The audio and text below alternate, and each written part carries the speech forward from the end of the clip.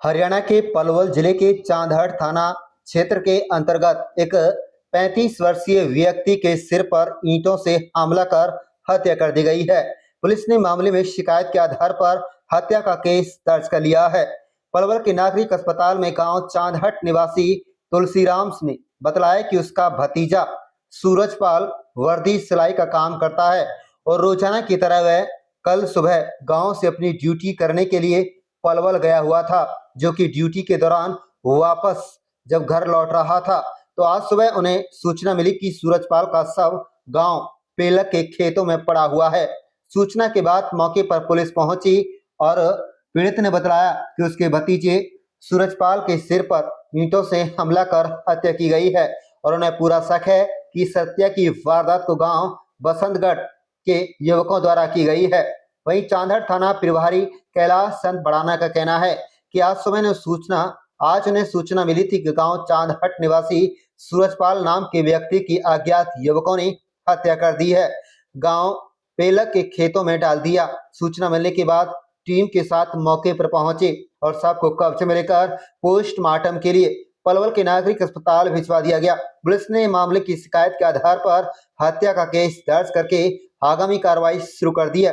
Police का कहना है कि जल्द ही मामले में खुलासा कर हत्या के आरोपियों को जेल की सलाखों के पीछे भेजने का कार्य किया जाएगा। आप देख रहे हैं पलवल ब्यूरो रिपोर्ट।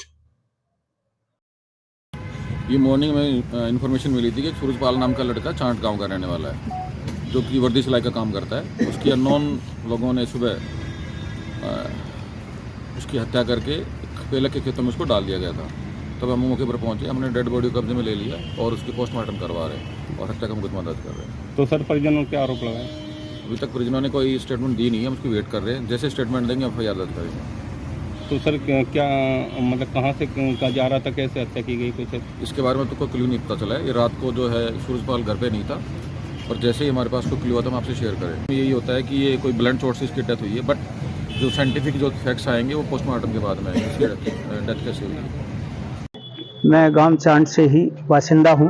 मेरा एक भतीजा सूरजपाल, जिसकी उम्र 35 साल, कल सुबह ड्यूटी पर निकला था और ड्यूटी पर निकलने के बाद 10-11 बजे के लगभग एक नैन नाम का लड़का, जिसका गांव बसंतगढ़ है, वो गांव में पहुंचा।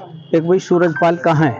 तो उसकी मम्मी ने कहा, बेटे तू रोज आ जाता है, इसको ड्यूटी करने देगा या नहीं करने देगा? अपने काम से काम रखो। नहीं, मैं उसे मिलना है और नहीं बताओगे तो मैं उसको फ़ोन करके बुला लूँगा। तो वो लड़का इस तरह से धमकी दे करके और वहाँ से घर से चला आया। तो सुबह ये ड्यूटी गया, 7:30 बजे तक उसने ड्यूटी दी है।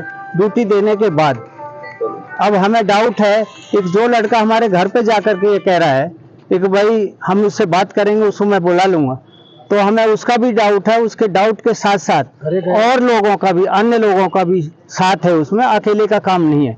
वो ईंट की टाइल से जो होती है, उस टाइल से उस पर वार किया हुआ है सर में। मोटरसाइकिल भी है, वहाँ पर मोटरसाइकिल के निशान भी हैं। तो अकेले का काम नहीं है, अन्य व्यक्ति भी उसके साथ इन्वॉल्व हैं। और ये लड़का जब भी आता था, ड्यूटी से आता है या जाता था, तो ये इनके घर जाते थे और ये लड़का भी इनके घर आता जाता था। बसंतगढ़ का क्या काम करते थे यार? ये सिलाई का काम करते थे। गांव नहीं, पलवल में। आ रहे थे या जा रहे थे? नहीं, ये घर से कल आया था सुबह, शाम को जाने के वक्त इसके साथ हादसा गुजर, न जाने किस टाइम हुआ है, घर पे पहुंचा नहीं। अब शिकायत दी है पुलिस में, क्या कार्रवाई की जा रही है? अब इसमें उचित कार्रवाई की जाएगी। जो ये नैन लड़का है, उसके साथ जो अन्य और भी हैं, उनके भी दूध का दूध और पानी का पानी, जिन लोगों ने ये घटना घटाई है, उनको सख्त से सख्त सजा दी जाए और उनको जल्दी ही गिरफ्तार किया।